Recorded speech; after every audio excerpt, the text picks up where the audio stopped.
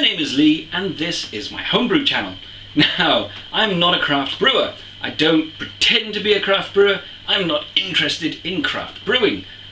I'm the guy that likes to brew, the cheap stuff. That's my thing. I like to keep things as simple as possible, and it works.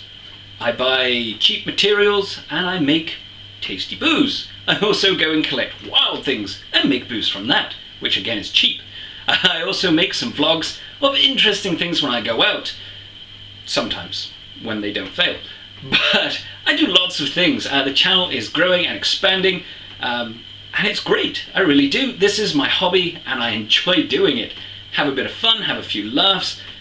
Wish I was better at video editing, but practice makes perfect.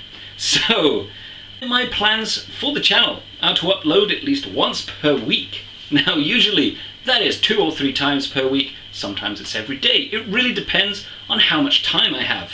I don't watch television, so this is what I do instead. Pretty cool.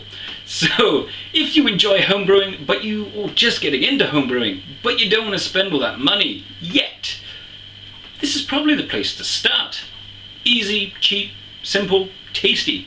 What more could you want?